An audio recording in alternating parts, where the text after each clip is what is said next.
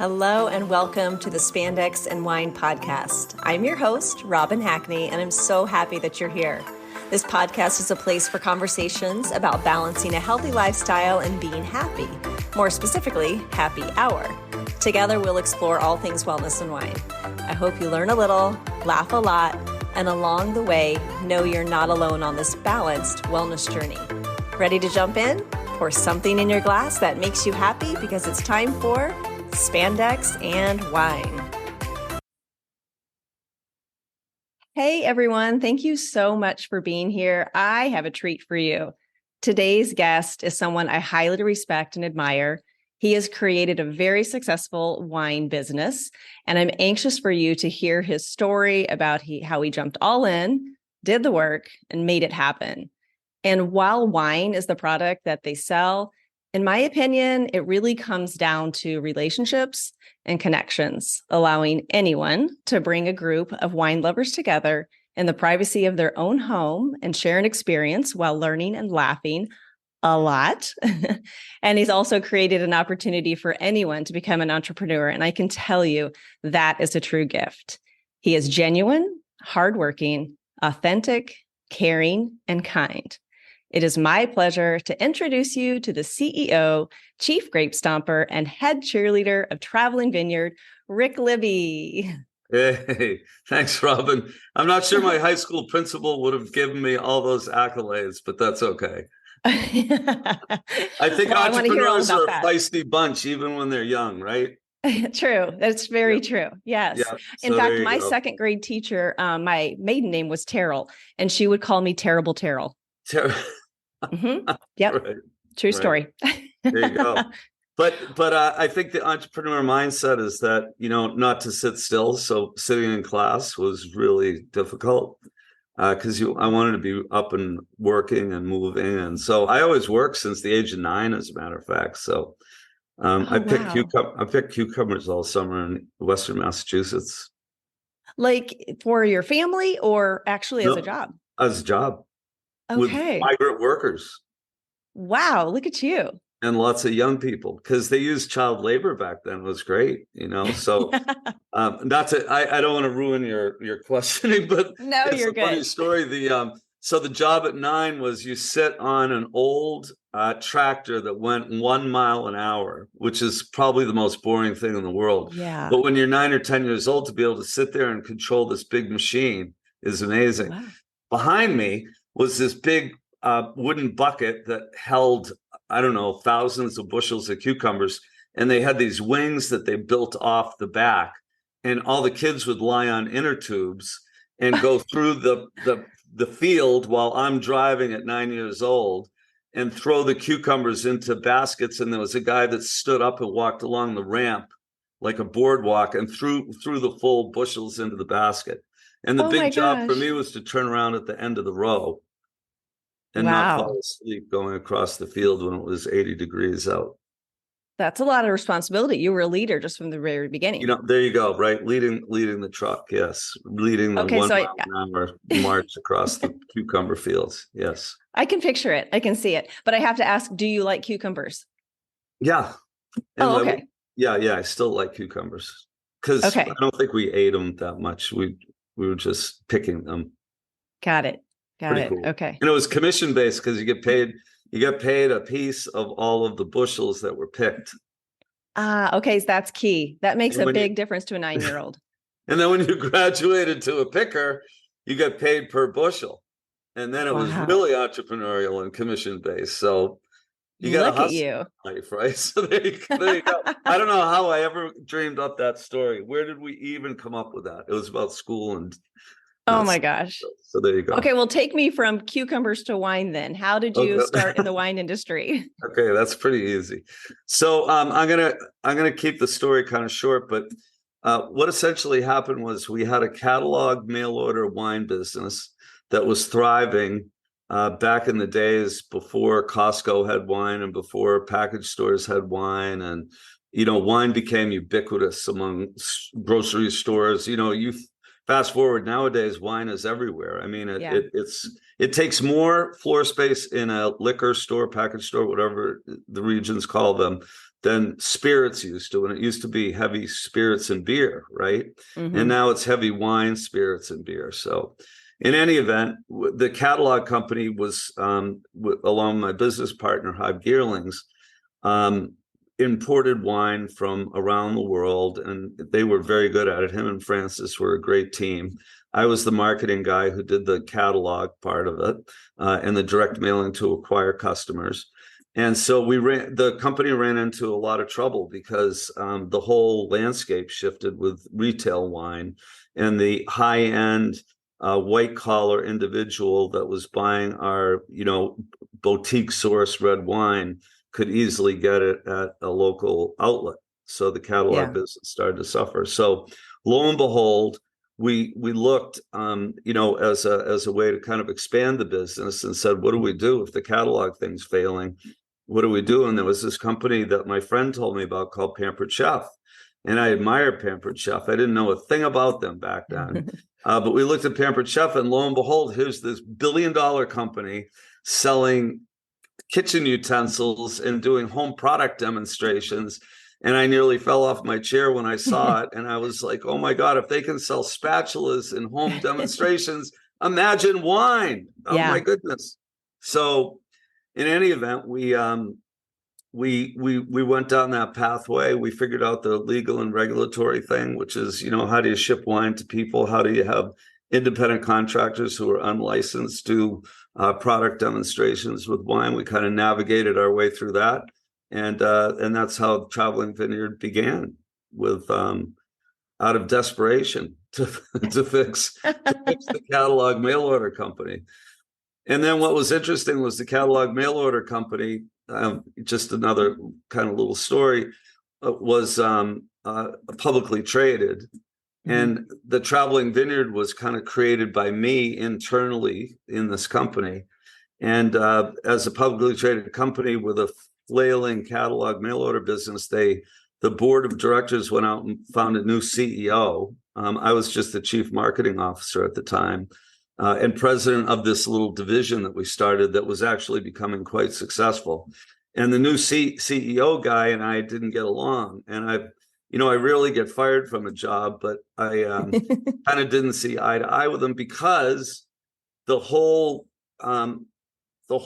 secret sauce of the Traveling Vineyard is not only to have good wines, but to treat your independent wine guides with dignity, respect, and treat them as entrepreneurs.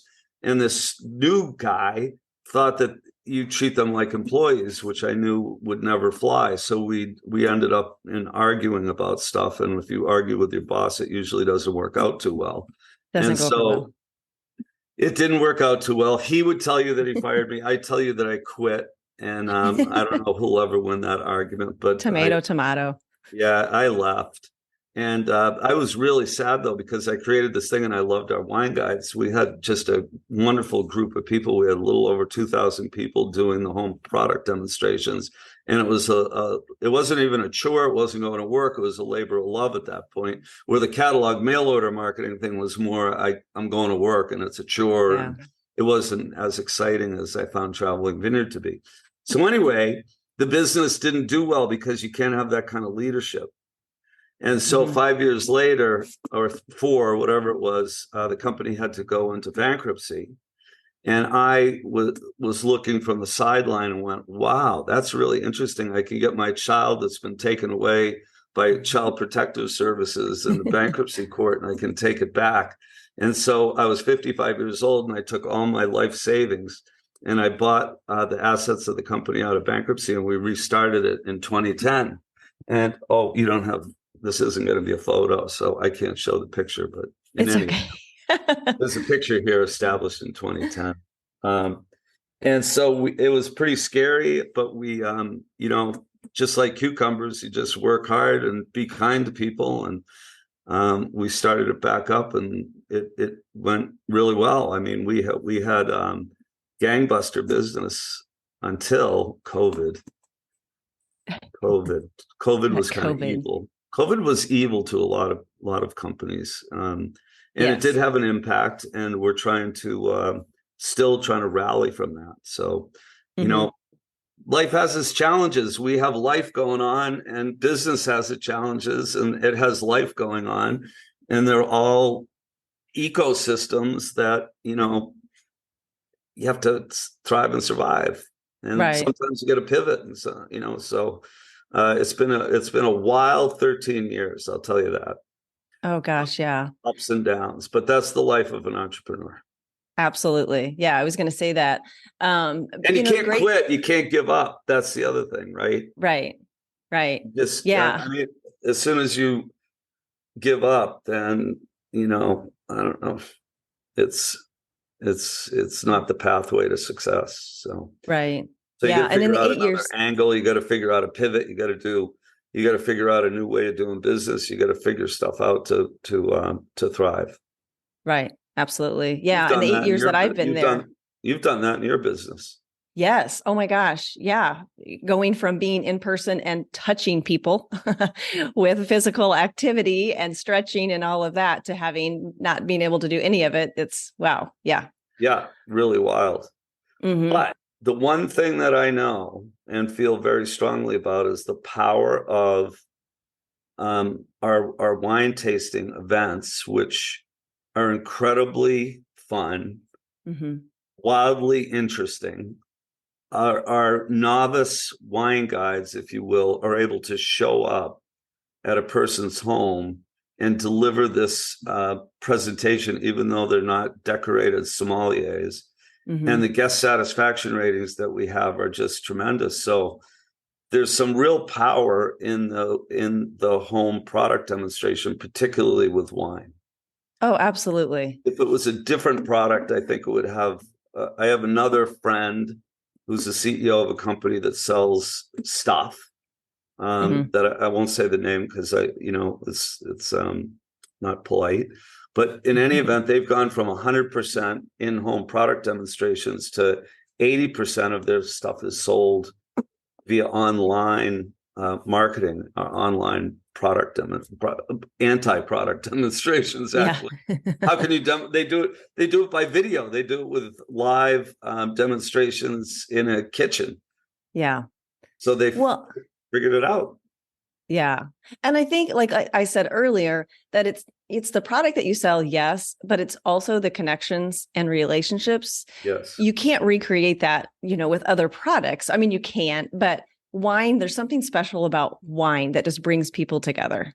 And you got to taste it. Right. To believe it and see the power of the parents too, right? Absolutely. I mean, you just do. I mean, you can't, I can describe it. I can go, oh, this smells like a freshly opened can of tennis balls, but it just doesn't do the same. Making fun of all the crazy wine writers out there who write these. Oh my gosh. Yes. There are some doozies out there. I love it though. It's almost, to some degree, it's almost like reading a comic book. Oh yeah. I know I just offended all these people that have spent, decades studying wine, and I clearly am not in their same league, but I just get hysterical listening to the descriptions. Yes. One of my favorites is, well, a couple of them, forest floor, like you're going to lick the forest floor. Yeah. And then like a Sauvignon Blanc, cat urine. Yes. Because it's true. The smell is, yes. It can be. And barnyard and leather and licorice and, all those things are true. Yeah. But the freshly opened can of tennis balls, that was the one that really knocked me for a loop. Oh my gosh. That's not one of ours. No, but I heard, but it was a descriptor. Okay. Oh my gosh. Although I'd love to find a way to apply it to one of ours. Wouldn't that be cool? Put a picture of the wine next to a can of tennis balls and go, yes. Wait till you smell this. It's like a freshly opened can of tennis balls. Okay, let me know when that one comes out. I'll do my best. Yep. Okay.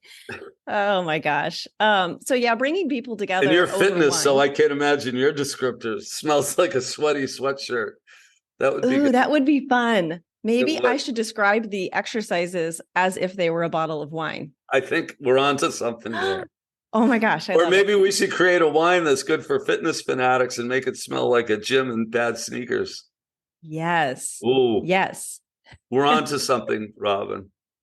I made the mistake once of having a wine tasting with a class and seriously trying to pair like the different, the warm-ups and this and that. And when it got to the time for burpees, I'm like, oh, this was a bad call. Idea. Burpees, my least favorite exercise in the world. Oh, really? Oh my gosh. No, I like a burpee. No. Okay, like tell me what you do for after exercise. I have a beer. Okay. I burp. That's my idea of a burpee. Okay. And congratulations on putting this podcast together too. I think I love your spirit. It's great. Oh my gosh, it's so much fun. It just happened organically. It was, seriously a workshop that I stumbled on, and I thought, I'm just going to try it. Why not? Yeah, good. May as well. Hey, good for you. It's great. Another way of connecting people. Yep, absolutely. Yeah. Okay, let's go back to you. You mentioned exercise because I know you love burpees. What do you do for your exercise routine? Well, you want the lazy Rick or the real active Rick? Because it's all a state of mind for me. There can't be a lazy Rick if you started doing cucumbers when you're 9 years old. Yeah, let me say this with fitness. Okay. I have a love-hate relationship. Most people do. I have a gym down in my basement that I put together. I have a treadmill sitting right. You can see the very corner of it. I can see the corner. Audience can't see it. There's a bicycle. I get confused. Right. I can see it. Yeah. Good job. So, and I was a CrossFitter.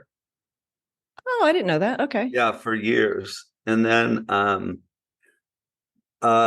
and so when I'm on, I'm all in, and when I'm off, I'm all off. It's like a switch. Okay. It's really interesting. Is there something that happens that knocks you off? Like what's the deal with consistency that you have a hard time with? You don't like to be controlled? No, that's not it. It's all in my mind. Okay. And there's a special switch that goes off, and it's like Fitness Rick takes over, and it lasts for a while. This isn't a week thing. It's 2 years. And then when the switch goes off, there's lazy Rick. I'm still active. Mm-hmm. Like I'll go out and golf, and I'll walk the golf course, or I'll go, do different things. But it's the weirdest thing. It's like a switch. Huh. Okay. So are you lazy Rick right now or fitness Rick right now? I'm lazy Rick right now. Ooh, where are you at in the cycle? Are you at the end of it? I hope I'm at the end of it. Okay, because holidays are coming up. I'm looking at the treadmill with affection when I walk by it now. Okay, good. See it in a positive light. Yes. Give it a little dusting. As soon as I drive by somebody that's really smiling while they're running, the switch will flip. But I never see that. Oh, okay. So here's something funny. Yesterday or the day before, I decided I was going to put the headphones in, go around the lake, and I was going to skip. And I skipped. I couldn't last that long, but I just was thinking, what are people thinking when they're looking at me? Which I didn't care. I just hope they were looking, thinking, that's a happy exercise. I want to do what she's doing. I want to be what she's on. Or what now, she's if on. I saw that, I think that might flip the switch. Okay, I'm going to send you a video of me skipping. Then I want a video of you skipping. Yes, that may very well do it. If I drove by you skipping, that would just make my day. I go, now there's a happy exercise person. Yes. Okay, I'm going to do it. Let's get back to wine for a second. Okay. One of the things that I really like about Traveling Vineyard is that they have several donation wines, and yes. October is Breast Cancer Awareness Month. And I know that there is a wine out there for that. Can you tell us a little bit about that wine, how it came about, and all the details? Yes. I would say that the charity wines that we have always been driven by a personal story within our community. And we had a very special person that was diagnosed with breast cancer in our early kind of days, in the first 3 to 4 years that we had started. And then we had another incredibly powerful person, one of our top leaders, Rebecca Nadler, who was just an incredibly special person. I mean, she had a smile that would make anyone happy. She just brightened every single day, even when she was sick. And breast cancer got her. I mean, it's just evil. Mm-hmm. And but so those kind of inspirations led us to an organization called Living Beyond Breast Cancer. And what they do is spectacular. They help people from the initial diagnosis. Like, imagine getting that X-ray reading from your mammogram, or not feeling well and you're diagnosed. I just can't imagine. And that phone call or the test result or the visit to the doctor. Mm-mm. And what do? You go home and you're devastated, right? Yeah. Because fear is just this horrible thing. I mean, we as human beings, I think we always tend to go to the the far end of the story, which isn't true always, right? Like, oh my God, I'm going to die. That probably isn't going to be true. But you're devastated, and we've all had those moments of fear that overtake us. But Living Beyond Breast Cancer is there to give you the resources to help you through that whole beginning to the end of success, or the end of if it turns into a terminal illness. It's just a wonderful organization. So we donated a dollar of every bottle that we sell, and we've given them over $100,000 at this point in our sales of the wine in its lifetime. And it's just feels good to be able to give somebody a 6-figure donation that absolutely, goes for an incredible cause. So that, that's kind of the story behind it. And I know we don't have a picture here, but we have a really cute bottle with a tuxedo, and it's got the pink ribbon. And I just love the marketing of it, because I think it's classy and it's fun, and it just is wonderful. So there you go. And it's a great Chilean wine, and I'll make sure that I put the link in the show notes so people can take a look at that. Yeah, good. That would be great, because I think it, not only is it a worthy cause, but it's a great drinking wine, and it makes you feel good to know that you're participating in something that's helping people as well. Absolutely. Yeah. And when I do it, I think of these wonderful people that have been in our lives, in the traveling vineyard community. Never mind my mother, who had a mastectomy, and I think I was too young at the time to fully grasp the gravity of it. But thank God she survived it. So I wish she had Living Beyond Breast Cancer, to help her, instead of her selfish little bratty kids who probably weren't even aware. But oh gosh. Goodness. Well, that's also a testament to the community that you have created with all of the wine guides. And I've been fortunate enough to interview some of them for the podcast, and I plan on several more. But one of the things we always say is that this group and this community is so supportive. And, you would think that there would be competition, but we're all about helping each other. Yep. And I don't know how you've done it, because it's mostly women in the industry. There are some wine guys, but that huge group of women, and they help each other out and support each other. I don't know how you've done that. So congratulations. Yeah. Well, I think, quite honestly, thinking about it, I'm not sure how I've done it either, and maybe it's not me. But the only thing that I think that was really helpful in the very beginning was we had a ground rule that no matter whose team you were on, or who you were aligned with, or who were you loyal to, or whatever the thing was, that you were never excluded from being able to attend anything, either a phone call or a meetup, or going to somebody's house on a Sunday afternoon to talk wine and fun. And I think that was the magic behind the whole thing. Was I mean, that was the beginning of it, right? Like, there is no exclusion, right? It was really important to me that anyone could be part of anything that we had going on. Yeah. And I think that kind of cross fertilized the friendships, and then you have our regional meetings where we made everybody sit with different people, which is always helpful. No, great idea. I mean, because everybody hangs with people that they're comfortable with, and they call it a clique, but it's not. It's human nature to sit with people that you're comfortable with. Growing up in sales, as a salesperson, going to trade shows and doing different things, it was easy to always, if you went to a function, sit with people. But when I was a sales management, I said, you gang, whoever that was, and part of my sales team, go sit with strangers, because that's how you meet new people and make new friendships. And, I got taught that, of course, by someone who's smarter than me. But, that kind of stuff of not being excluded is really important.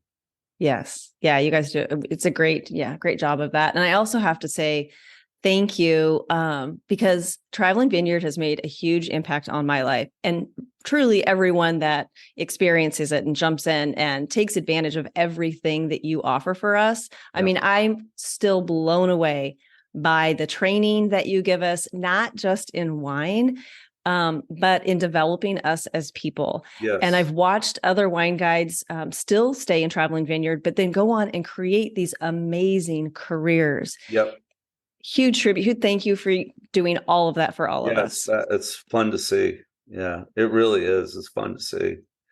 And I thank Marriott. I think when I graduated from college, I was a hospitality major, and I worked for Marriott Hotels. So one of the things that they did was they invested heavily in training and development, and I'll never forget that. It was really enriching. And so that was one of the reasons that we decided, we've always invested heavily in training, and I think it's really important to give people, power, right, to be better. You do a great job. It's fabulous. Yeah. I'm beyond grateful. And it's and not I know me, that you're it's the people that put the training together. So I wish I could take credit for it. It's just, maybe I'll take credit for being the sponsor and the pusher of development. But the people that do it are just amazing. People like you, who put together stuff, and Tanya and Kate Franklin and all the people that have been part of our community who've done it. So it's great stuff. Right. Yeah. And all the people at headquarters, it's just amazing. Everyone behind the scenes. We have a nice group. Yeah, it is a nice group. Yeah. And I know that your folks were a big influence on you. And I love the story that you tell about your folks. So if you don't mind sharing that. I don't, because I'm pretty proud of them. I mean, a lot of people complain about their parents. I wish I don't have anything to complain about. I was very lucky, fortunate. I grew up in a really good family with kind people. So the story was, I kind of alluded to the fact in the very beginning that I didn't sit still in school, and the principal probably wouldn't have given me the same compliments you did. So, my poor mother, I tested her patience, and my dad, of course, but he was at work. But in any event, when they were elderly in their late 80s, early 90s, I used to go home to lunch every day, which was really kind of nice. I go out of the office and I'd visit and go go say hi to them. And it was really nice because I had moved back to Massachusetts and was the next town over basically for the last 15 or 20 years. And so in any event, I got to be I could visit, and it was really nice to see them well taken care of by my brother who lived at home. So it was great. So anyway, one day those two characters, mom and dad, or Edgar and Sally, were sitting at the little table, and I went home and I said, I really tested your patience, and you guys are old and wise. So now that I'm a little bit more open-minded, I want you to give me your best advice. Dad, what would you say? Yeah. He said the first thing he said, he gave me two pieces. I've left them out of the slogan. The first one was save money, which I'm terrible at because he was so cheap, because he grew up really, it was difficult, depression era child, and he lost his dad at 11 and they didn't have much. So he was thrifty, and he was always worried that he was going to run out of money. So he'd save money. He thought I was insane with my spending habits, so he used to say, my Chevy Impala with 150,000 miles on it can get to the same place that your fancy BMW 330 can. And he was right, It is true. But the second thing he said, it's really important that you work hard. You just got to stick to it, and I think, he was never an entrepreneur, but I think he admired my entrepreneurship. And he used to stop by the office before he stopped driving, and he'd always sit around, and he just got a kick out of all the stuff going on, the entrepreneurship. So he was a very hard worker himself. And then I turned to my mother, and she only gave me one piece of advice, and it's perfect for her, because here's the kindest woman that I think lives on the planet. And an example of that was when I was a kid, she'd go out. If there was an ant in the house, she wouldn't step on it. She'd pick it up and put it outside. Oh, No wow. lie. Okay. And, Wow. I read a story the other day about somebody that saved a one-winged honeybee. And I was like, oh my God, that would be my mom. She would do something like that. They fed it and nurtured it. So, some people would go, oh, that's absolutely ridiculous. But that was my mother picking up an ant. She said, be kind.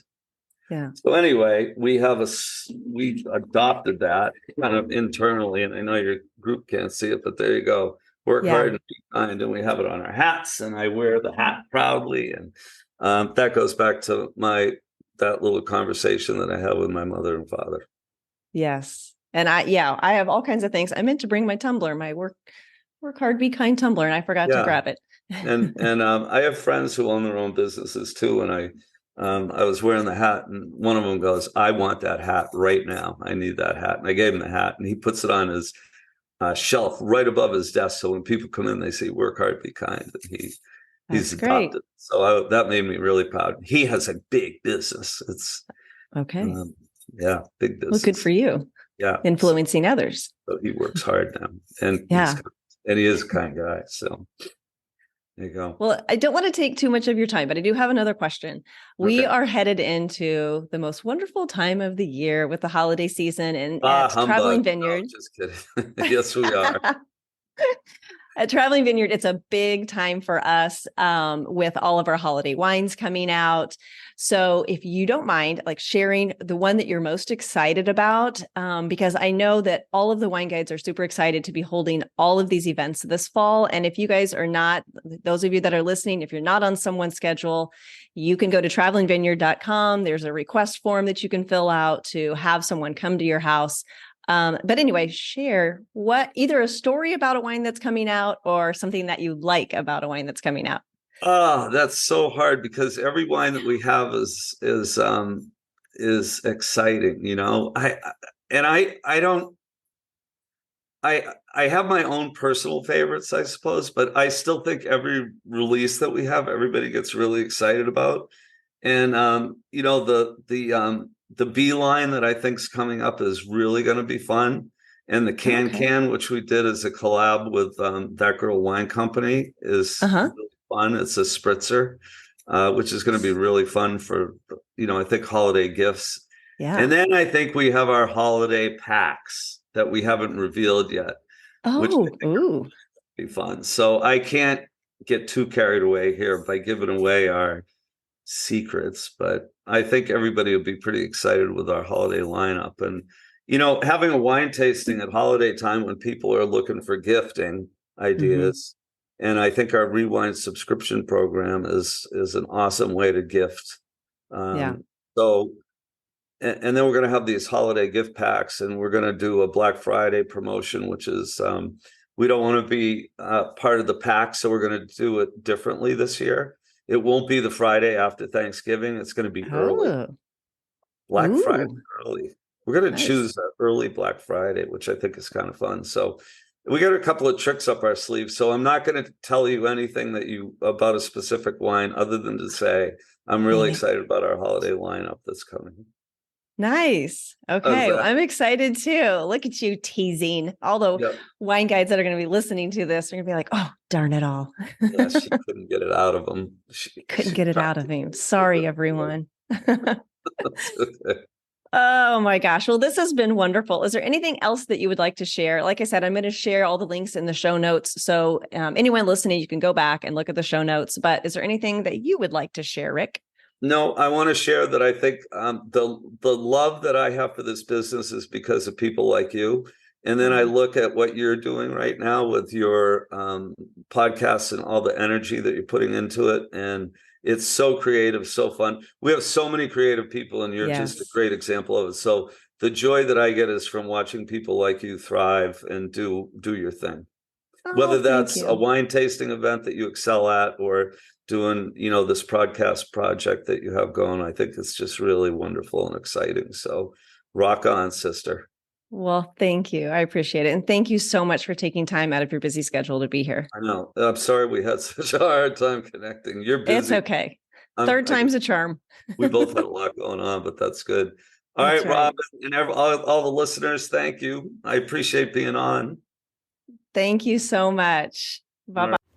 That was great. Thank you so much for being here. I hope you guys could feel his energy, and I so wish you could have seen the smile on his face when he was talking about his parents. All right, here are the takeaways. 1, work doesn't have to be a chore. Find something that lights you up. 2, never give up. Giving up will never lead to a pathway of success. 3, when you find yourself in that lazy slump, find that friend that skips to get you going again. 4, get your mammogram. 5, your tribe should always be inclusive and supportive. 6, sit next to a stranger. You might just meet your new best friend. 7, work hard and be kind. Thanks so much for listening. If you enjoy this podcast, it would mean so much to me if you take a few seconds to do each or all of the following. First, follow or subscribe to Spandex and Wine. It'll help you so you don't miss an episode, and it'll help me because you won't miss any episodes.